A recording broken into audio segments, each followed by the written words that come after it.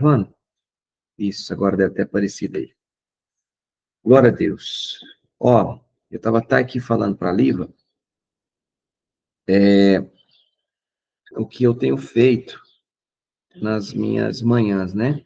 Meu devocional, eu tenho orado no mínimo 1 hora, porque Jesus dá essa dica, né? Quando ele sobe para o Getsemane, ele leva ali os discípulos, deixa um grupo embaixo, e sobe Pedro, Tiago e João com ele, e ele fala o seguinte, olha, fique aqui vigiando que eu vou separar para orar à parte, né?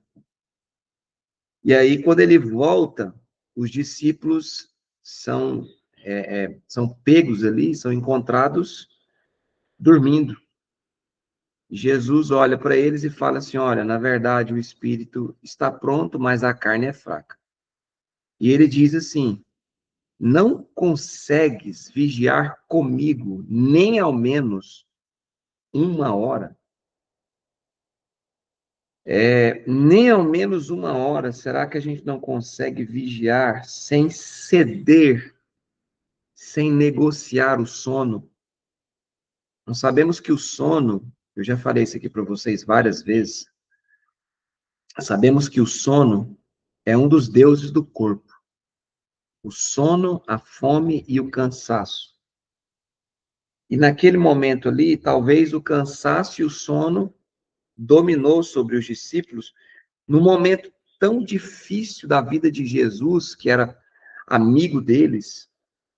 Já pensou no momento que um amigo de vocês precisar de um apoio e naquele momento você não conseguir responder ou corresponder o seu amigo por conta de seu cansaço, por conta do seu sono e você não conseguir ali atender o seu amigo por conta do sono e do cansaço. Então, eu tenho orado, buscado o Senhor no mínimo isso, que eu só considero o mínimo. Não é que 1 hora tá bom. 1 hora é o mínimo, né? E buscando o Senhor, e não só apenas na oração, mas também na palavra.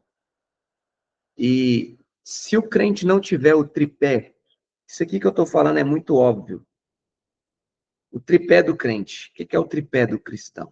O tripé do cristão é jejum, palavra e oração. Se eu tiver deficitário de alguma dessas partes aqui, tá ruim. Tá muito ruim. O cristão tem que, periodicamente, semanalmente, vamos dizer assim, ele tem que jejuar. Ele tem que orar. E ele tem que ler a palavra. Então, além da oração, eu tenho pegado aqui um caderno. Olha aqui. Vocês estão aí, tá falhando a internet, parece que tá dando pico, né, de falha.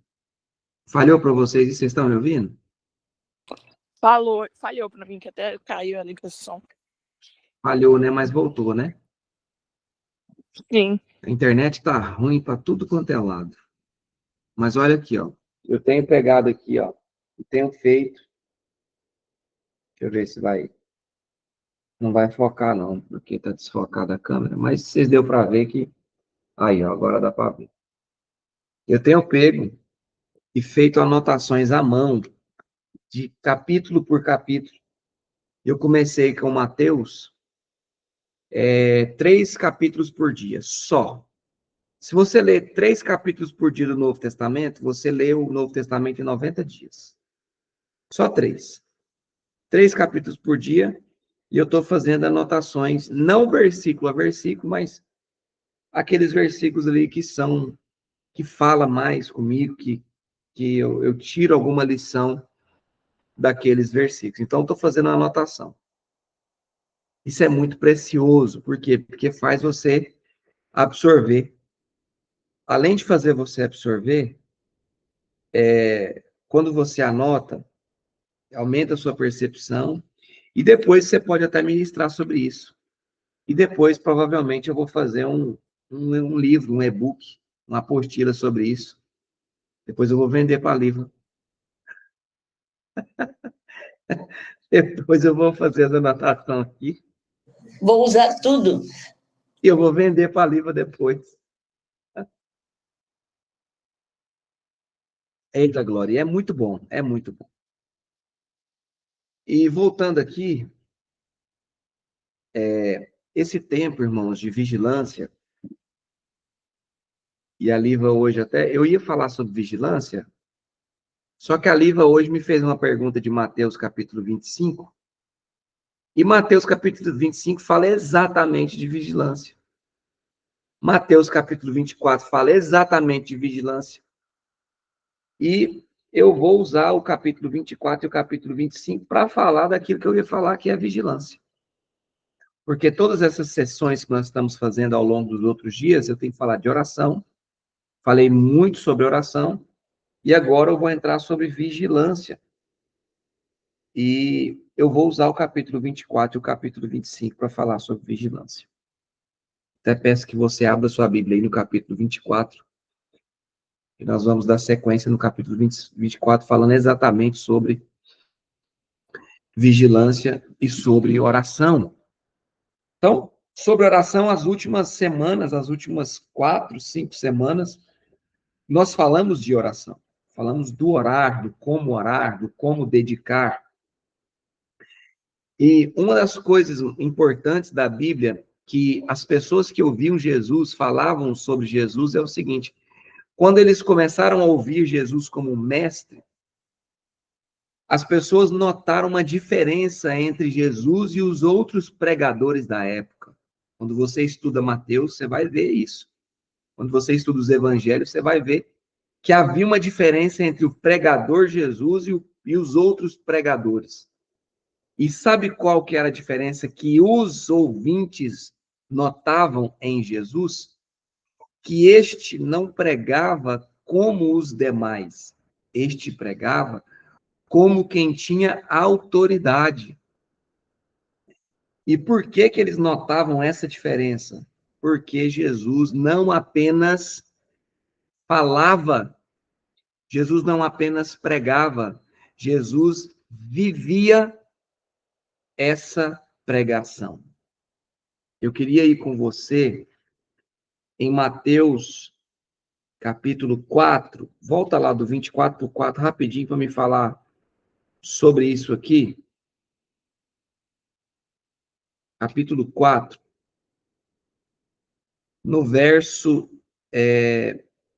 4, do 4 até o 10, vai dizer do diálogo de Jesus e o Satanás no deserto. Está ali Jesus sendo tentado pelo diabo no deserto.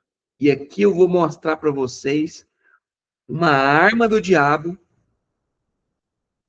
mas eu também vou mostrar a arma do cristão.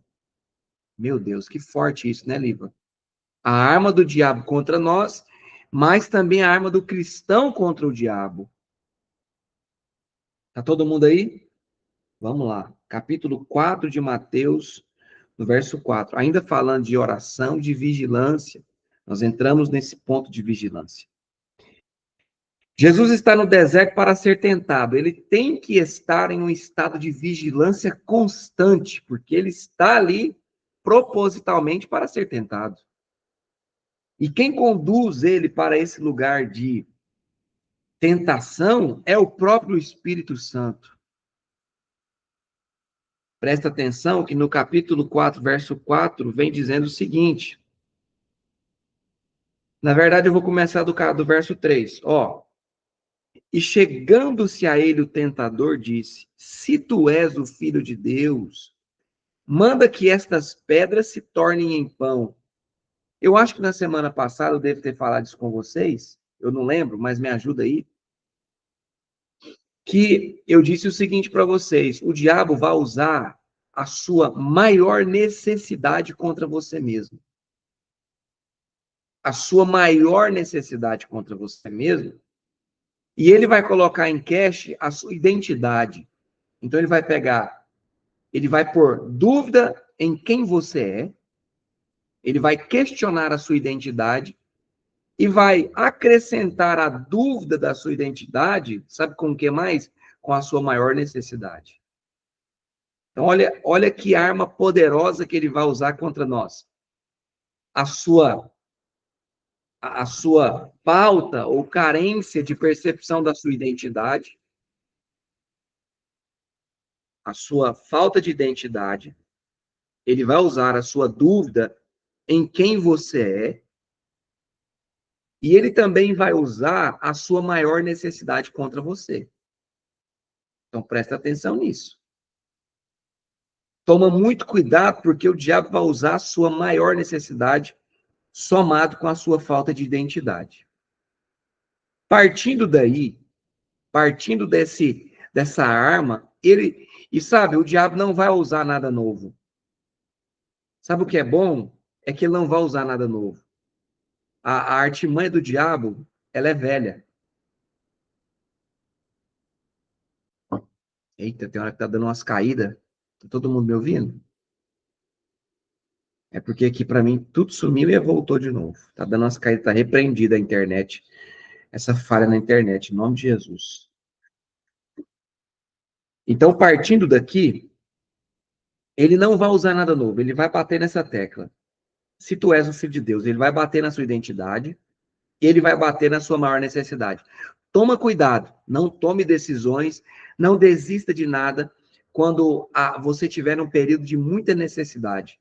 Não tome decisões, não desista nesse momento, porque é bem aí, é bem nessa hora que o diabo quer fazer com que você negocie princípios e valores eternos. Toma muito cuidado, porque Jesus estava aqui cansado e ele estava com fome. Jesus estava cansado e com fome. Toma muito cuidado, porque nesse momento o diabo vem colocar em xeque o seu propósito, ele vem colocar em xeque a sua identidade. Toma cuidado com isso. Toma cuidado, no momento de cansaço, ele vem nos tentar. Ele é o vil tentador. Ele é terrível. Mas aqui, agora, eu disse uma das armas poderosas do diabo, que é colocar em xeque a nossa identidade e é usar a nossa maior necessidade contra nós. Beleza. Essa é uma das maiores armas do diabo contra o nosso propósito. Agora, o que eu quero continuar com vocês aqui é a resposta de Jesus, que pega aí a arma do cristão. A arma do cristão é o que Jesus vai responder agora. Jesus respondendo, verso 4, disse: está escrito, nem só de pão viverá o homem, mas de toda palavra que sai da boca de Deus. Primeira arma que Jesus usa, a palavra. A palavra. A palavra, ela não apenas é usada contra o diabo, mas ela é usada para o meu fortalecimento. Por quê? Porque ele disse que a necessidade dela era o pão. A necessidade de Jesus era o pão. E Jesus está mostrando para o diabo, e Deus está mostrando para nós, que a nossa maior necessidade não é o pão, é a palavra. Então, no momento da nossa maior necessidade, eu preciso me apegar na palavra. E é por isso que eu comecei essa live hoje dizendo para vocês, o tripé do cristão é jejum, é palavra e é oração. Se você não estiver bem firmado nisso, provavelmente você cai na tentação do diabo. Porque olha só aqui, o que está acontecendo nesse cenário? Jesus está em jejum, sim ou não? Sim. Jesus está orando nesse cenário, sim ou não? Sim. E Jesus está usando da palavra, sim ou não? Sim. Então, o que eu quero dizer para vocês aqui? Nesse cenário, Jesus está usando o tripé do cristão. Olha que poderoso isso, meus irmãos. Jesus está usando contra as tentações o tripé, o sustento do cristão no deserto, o sustento do cristão na provação. Meu Deus, que poderoso, que forte. Mas, olha que terrível que eu vou te dizer agora. Jesus estava em jejum, em oração e usando a palavra, e isso não impediu do diabo vir até ele. Eu quero te mostrar que mesmo você fazendo tudo certo, não impede do diabo vir te tentar. Ele vai vir te tentar. Fazendo tudo, ele vai vir te tentar. E no verso 4, o diabo tenta Jesus e ele não sai de perto de Jesus, mesmo Jesus usando a palavra contra ele. Presta atenção nisso. Ah, pastor, você está querendo dizer que a palavra não é suficiente poderosa para expulsar o diabo? Desculpa te falar isso. Citar a palavra para o diabo não é suficiente para fazer com que ele saia de perto de você. Diga misericórdia aí, que o negócio está apertando. Está apertando. Verso 5.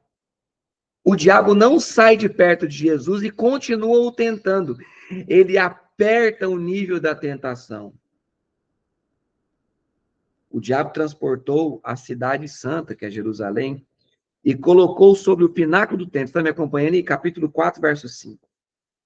Pináculo do templo, lugar mais alto. Tenta ele a nível de alma. Quer colocar Jesus num lugar alto. Anota uma frase aí. Trono sem altar é rebelião. Trono sem altar é rebelião.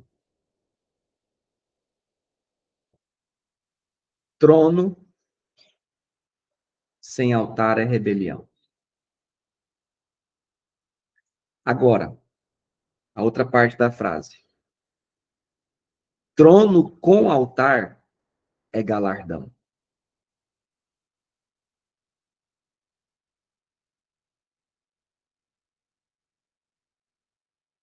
Trono com altar é galardão. Então, trono sem altar é rebelião. E trono com altar é rebelião. É galardão. E eu vou te explicar essa frase.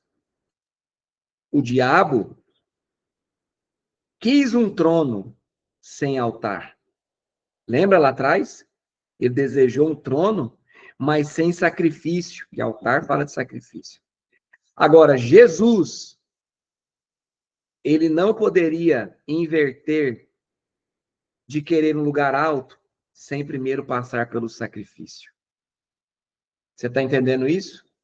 O diabo queria que Jesus fosse para o lugar alto primeiro, sem primeiro passar pelo altar, que é o lugar baixo. Primeiro nós precisamos nos humilhar e passar pelos lugares baixos da vida. Primeiro nós precisamos do altar, que é o lugar de sacrifício, para depois, se o Senhor quiser, ele nos exalta e nos coloca em lugares altos. Ah, meu Deus, eu te louvo por isso. Eu te louvo por isso. Alguém entendeu?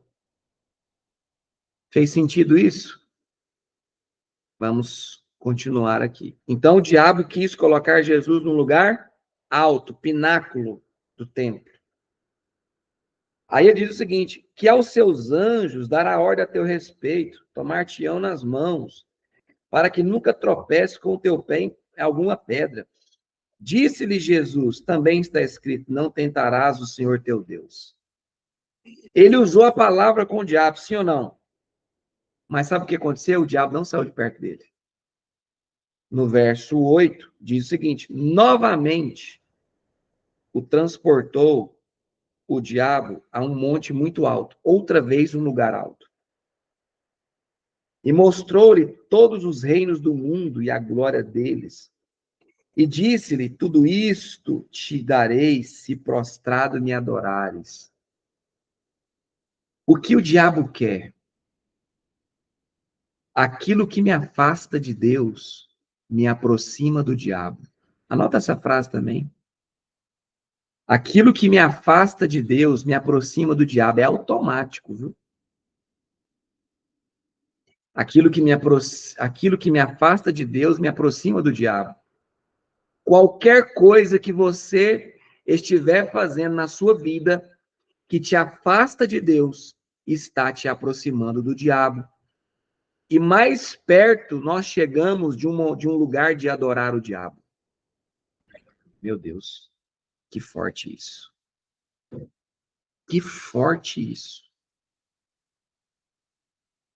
Qualquer coisa que está te afastando de Deus, qualquer área da tua vida, trabalho, até as coisas que você faz para Deus, até as coisas que você faz para Deus, se estiver te afastando de Deus, está te aproximando do diabo. E mais perto você está de se prostrar ao diabo e adorar ele. Misericórdia. Isso é grave, isso é sério. E se você não vigiar, você cai nesse lugar. Está fazendo sentido essa palavra, irmãos? Está fazendo sentido isso? Agora, presta atenção na última parte desse diálogo do diabo com Jesus. No verso 9 ele diz, né? Tudo isto te darei se prostrado me adorar. Então, presta atenção. Desejar lugares altos sem passar primeiro pelo sacrifício te coloca num lugar perigoso para você começar a adorar o diabo. Então, nunca pule a etapa. O altar é o lugar primário. Eu nunca devo almejar o trono sem primeiro passar pelo altar de sacrifício. O que Jesus disse lá em Apocalipse capítulo 3? Ao que vencer, darei que se assente comigo no meu trono. Sabe o que é ao que vencer? É o que ir para a cruz com ele. Meu Deus. O que for para o sacrifício comigo, eu darei que se assente comigo no meu trono. Que violento, que lindo, que impressionante o que Jesus está dizendo aqui. Agora, no verso 10 é a chave de tudo. E eu vou aqui fechar com vocês essa parte. Então disse-lhe Jesus: vai-te, Satanás, porque está dito. Aqui eu queria que você pegasse a sua Bíblia, abrisse ela no verso 10, sublinhasse a palavra escrito e colocasse o que está no original. Porque Jesus aqui não cita a palavra escrito, ele cita a palavra está dito. Meu Deus, quero muito que você aprenda isso hoje. Lá no capítulo 4, no verso 10, quando está escrito, você vai sublinhar e vai escrever o seguinte: está dito. Puxa uma seta, sublinha, puxa uma seta e coloca, está dito. Está dito. Todo mundo entendeu?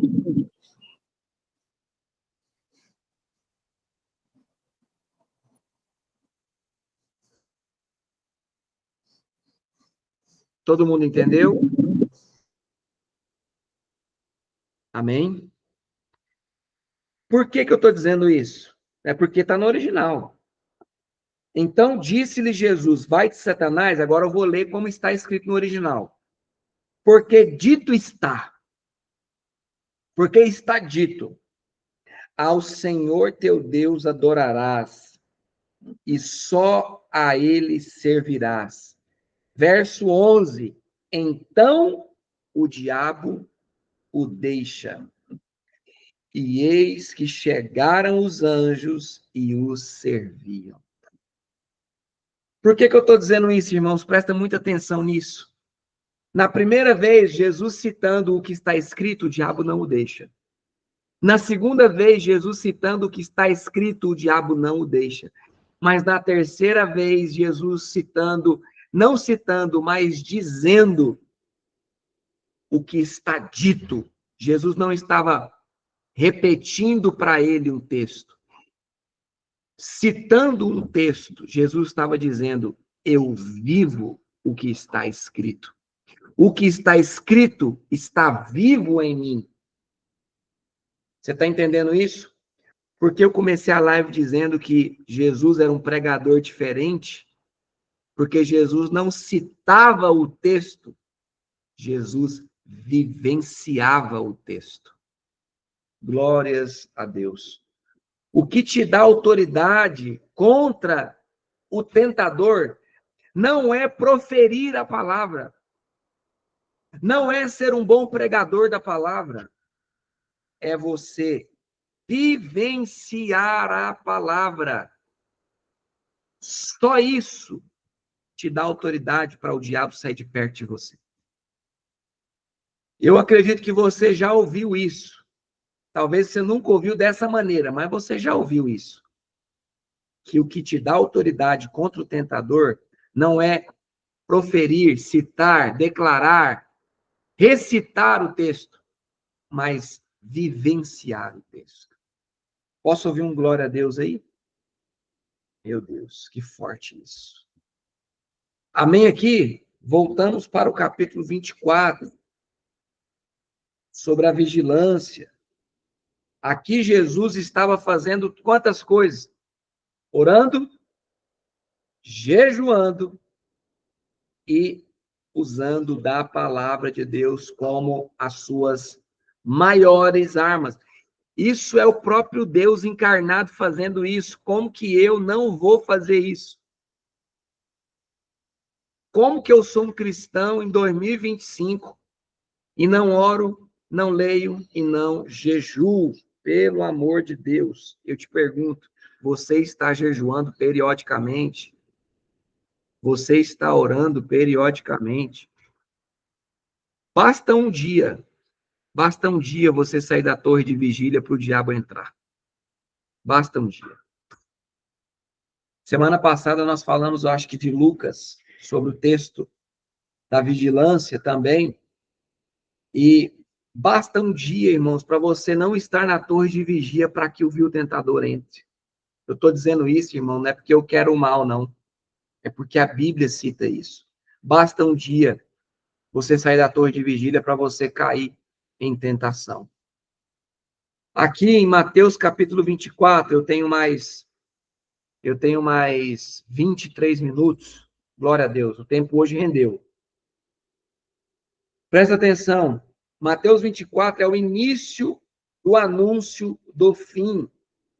E esse texto, além de ser escatológico, ele é um texto que prega sobre vigilância.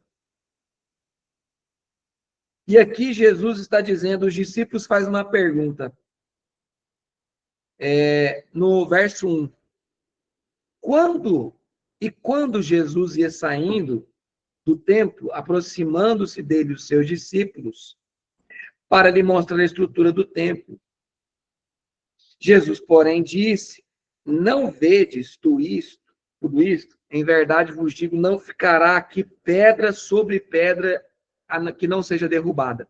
Eu vou começar essa lição hoje, talvez ela não vai terminar hoje, talvez só no sábado que vem.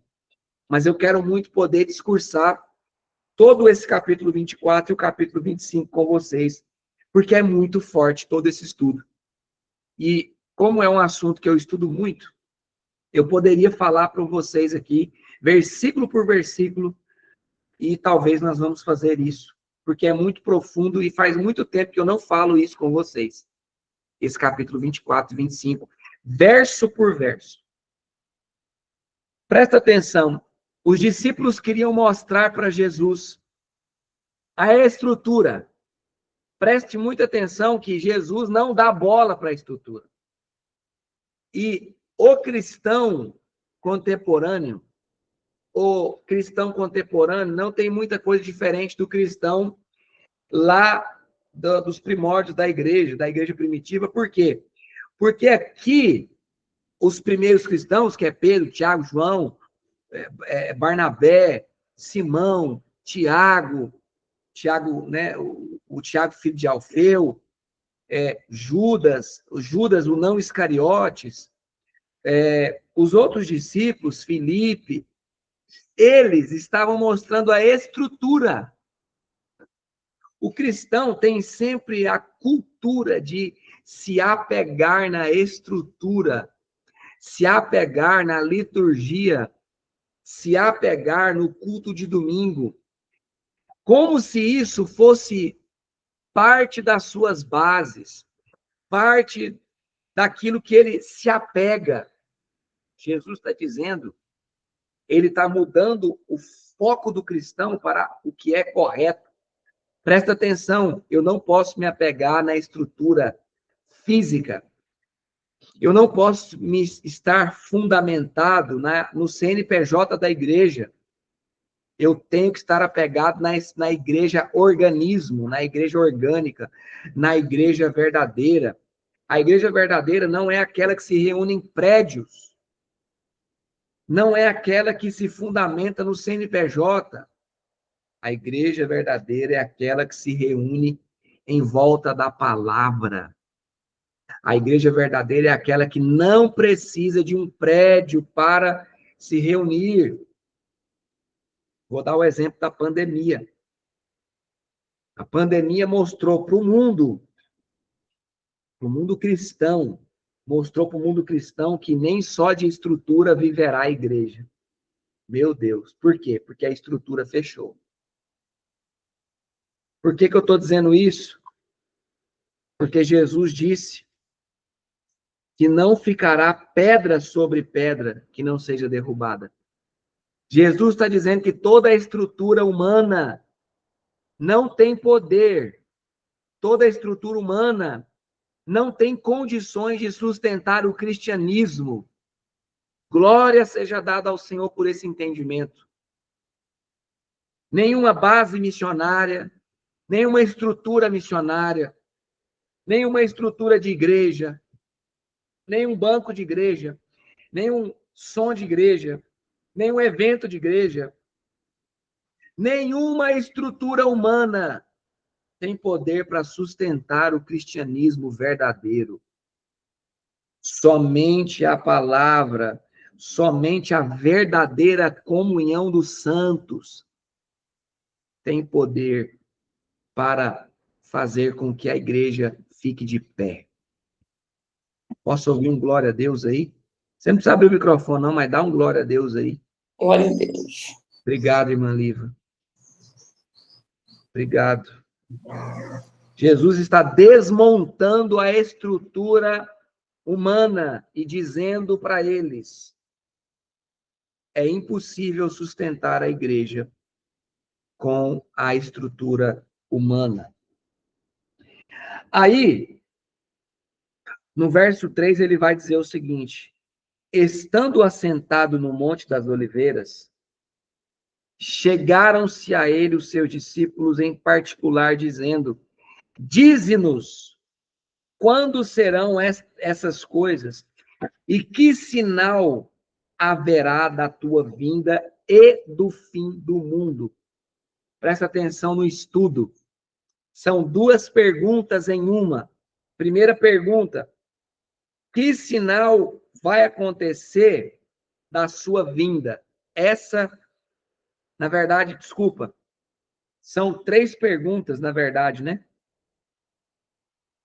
Primeira pergunta, dizendo: dize-nos quando serão essas coisas. Primeira pergunta: quando serão o quê? O fim da estrutura do homem.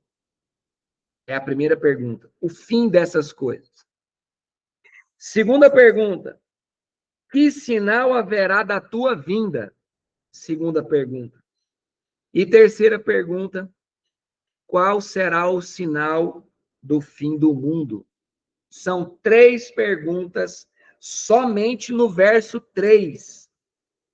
Eu acho que você deve ter escrito aí, ou sublinhado aí as três perguntas.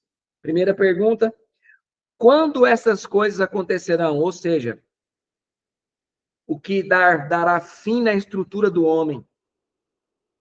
Qual será o sinal da tua vinda? A vinda de Jesus é uma coisa, o fim do mundo é outra coisa. Então, são três perguntas. E Jesus, agora, a partir do verso 3, ele vai discorrer aqui agora, falando ponto a ponto desses sinais, respondendo as três perguntas dos apóstolos, dos discípulos. Jesus respondendo disse: acautelai-vos que ninguém engane, porque muitos virão em meu nome dizendo eu sou o Cristo e enganarão a muitos. Esse verso 4, Pastor, o senhor pode repetir as outras duas, por favor, porque eu não anotei? as outras duas perguntas são: que sinal haverá da tua vinda? Essa é a segunda. Que sinal haverá da tua vinda? E a terceira pergunta é: e do fim do mundo? Que tipo de sinal acontecerá para o fim do mundo? Essa é a terceira pergunta. Então, são 3 perguntas em uma. Então, a segunda pergunta. A primeira pergunta é: dize-nos quando serão essas coisas? Primeira pergunta. Segunda pergunta: e que sinal haverá da tua vinda? Segunda pergunta. Terceira pergunta: e do fim do mundo? Que são 3 perguntas em uma.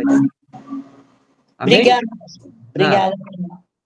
Então, no verso 4, ele começa a explicar sobre a primeira pergunta. O que vai acontecer para desmontar a estrutura humana? Ó, Jesus respondendo, disse-lhes: acautelai-vos que ninguém vos engana, porque muitos virão em meu nome. Essa turma que virá em nome de Jesus, trazendo um falso ensino, faz parte da estrutura humana, que é a primeira pergunta. Faz parte da estrutura humana, do engano que vem com o homem. Uma das coisas que vem com o engano do homem é a estrutura. Outra parte do engano é o falso ensino. Ficou claro? Então, assim, os homens, os falsos mestres, os falsos profetas, eles estão ensinando os crentes a adorar o templo. Eles estão ensinando falsos ensinamentos. E Jesus está dizendo, olha, ó, acautelai-vos, preste muita atenção, não caia na falácia desse falso ensino. Então, primeiro ponto, eu preciso estar com o ensino verdadeiro em dia para mim não cair no falso ensino. Forte isso, né? Aqui o homem começa a aprender que ele pode, que ele é o queridinho, esse falso ensino que está acontecendo aqui, esse apego com a estrutura, uma estrutura muito confortável, uma estrutura muito bonita, a parede pintada bonita, o som bonito, a luz bonita, o jogo de fumaça bonito. A igreja, que não é igreja, mas o templo, muito bem estruturado, confortável. Sabe? Igrejas confortáveis estão gerando crentes fracos. Pastor, não posso ter uma igreja confortável? Pode, mas ela não pode ser o centro. A igreja só pode ser confortável, irmãos, depois que ela pisou nos confins da terra. A igreja só pode ser confortável depois que ela está discipulando verdadeiramente discípulos com a doutrina, com a sã doutrina. Mas qual que vamos dizer assim, em hierarquia, o que acontece primeiro? Primeiro a gente deixa a igreja bem confortável para depois enviar pessoas. Primeiro a gente deixa a igreja bem confortável para depois a gente manter missionários no campo. Primeiro a gente se preocupa com a estrutura do templo para depois eu tiro da boca dos missionários que estão no campo, que estão pregando os confins da terra, para depois eu enviar para eles. Não, isso está errado. É melhor eu continuar debaixo do pé de manga, mas eu estou sustentando missionários no campo, você está me entendendo? De que adianta eu ter uma igreja confortável e uma igreja não missionária? De que adianta eu ter um banheiro que custou R$1 milhão e o missionário está passando fome lá no campo missionário? Me fala que sentido faz isso? Fala para mim. Está entendendo? Então, assim, eu posso até ter a igreja missionária, a igreja confortável, sendo que primeiro eu cuidei de pessoas. Está entendendo isso? Eu não posso inverter a sequência. Tem alguém entendendo isso, irmãos, essa mensagem? Então, eu não posso me deslumbrar com o templo, com esse falso ensino, sem que primeiro eu alcance as nações, sem que primeiro eu faça discípulos. O que que as pessoas estão fazendo hoje? Eu vou dizer para você. O que que agora está acontecendo?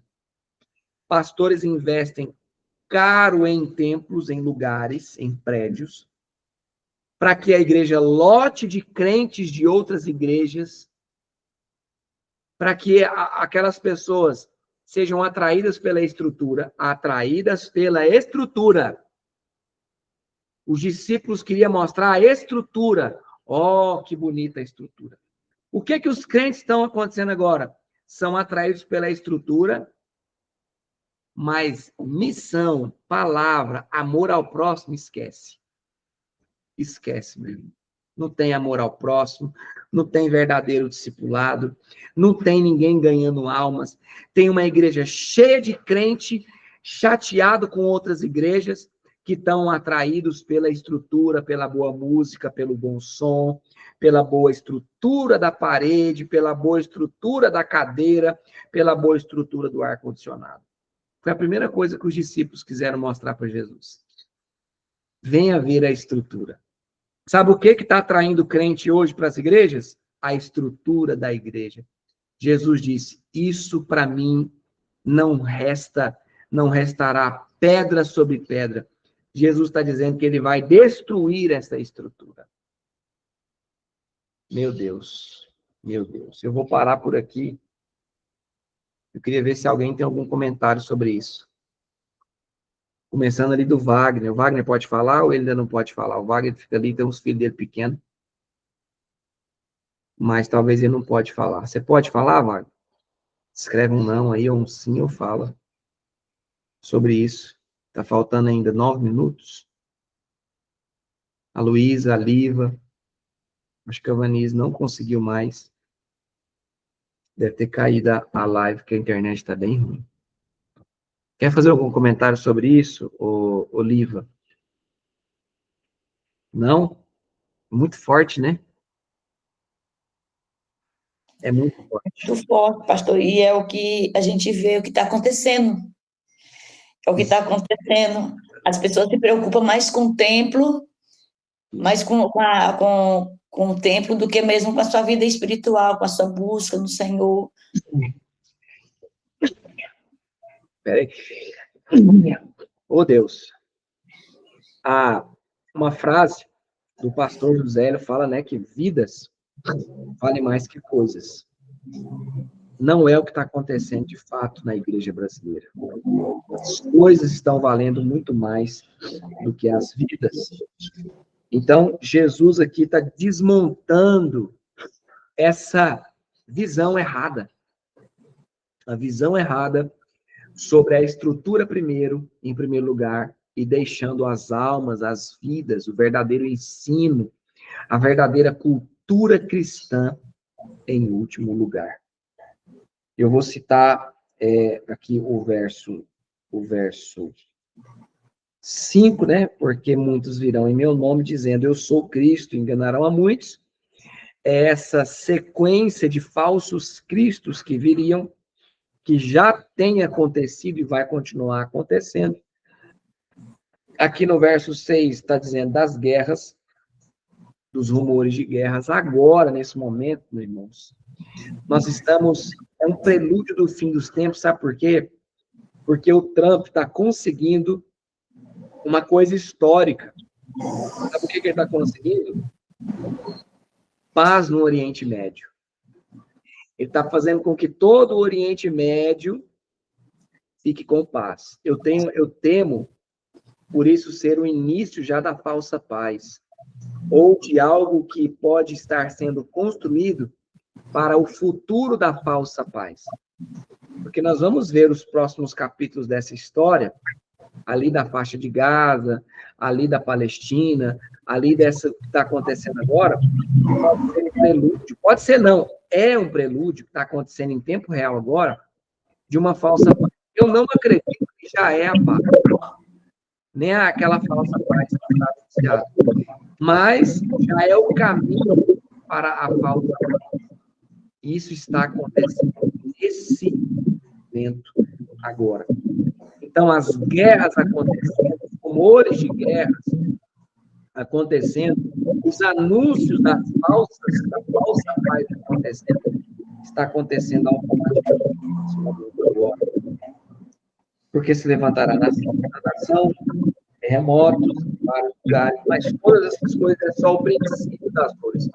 Não tem nada a ver ainda com o fim. É só o princípio, é só o anúncio que isso está acontecendo. Então, não é só o anúncio que está começando. Hein, pastor? Diga. E nesse período, Jesus pode voltar? Jesus, ele não volta, primeiro, sem que algumas coisas primárias aconteçam.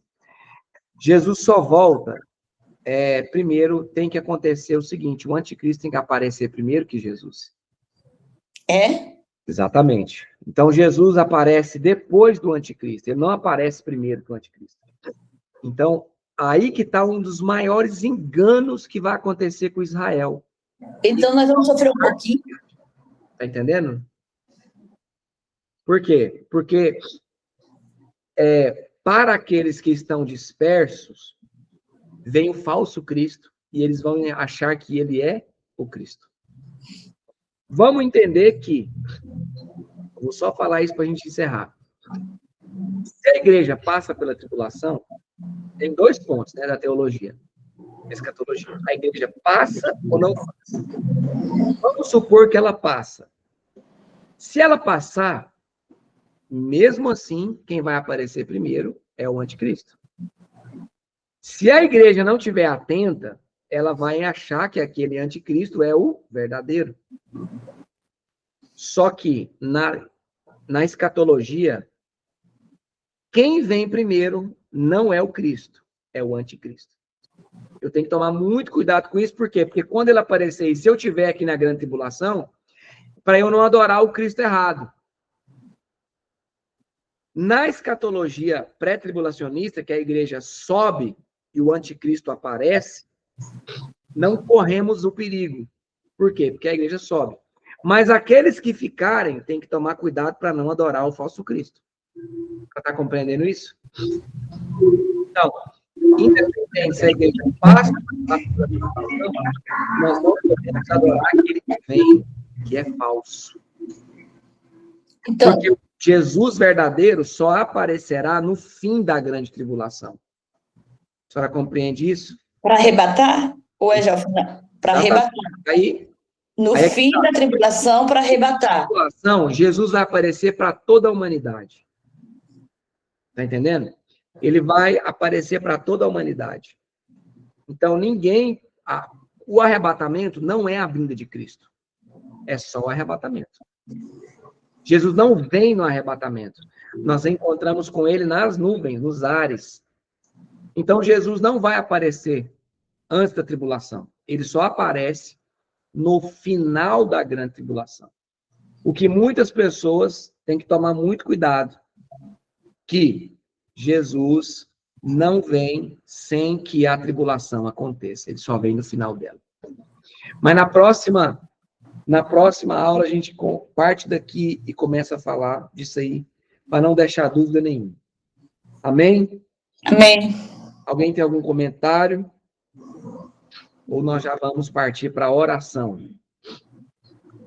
Vamos orar que falta 2 minutos, né? Irmã Liva, ora por nós, para a gente terminar. Amém. Ora aí, abençoa o pessoal, abençoa quem vai ouvir depois dessa ministração. Amém. Pai, no nome de Jesus, nós queremos te agradecer, Pai, por este momento. Senhor, nós queremos te agradecer pela tua palavra, Jesus. Que o teu Santo Espírito possa estar, Senhor Jesus, trabalhando nas nossas vidas, Senhor, a cada dia, Senhor, no nosso íntimo do nosso coração, para que a tua palavra venha a ser plantada em nós e através de nós, Pai. Em nome de Jesus, eu quero diante do Senhor apresentar o pastor Walter para que ele venha ser sempre inspirado pelo teu Espírito Santo, para estar nos ensinando, para estar nos ajudando, Senhor Jesus, a chegar a esse entendimento, a chegar no objetivo que é o céu, Pai. No nome de Jesus, eu quero estar apresentando aqueles que ficaram na live um pouco e depois saíram. Eu quero pedir que o Senhor possa abençoar, Pai, aqueles que irão ouvir depois essa live, que eles possam ter um bom entendimento também, Senhor Jesus, para que eles possam, assim, assimilar, Senhor, que eles possam se vivenciar, ó Pai, a Tua palavra.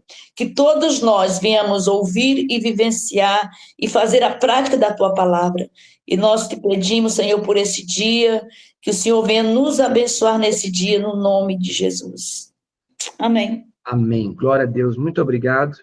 E Amém. até a próxima, se Deus quiser. Qualquer coisa, é só mandar mensagem. Está encerrada a nossa live, irmãos. Obrigado. Amém. Deus abençoe vocês.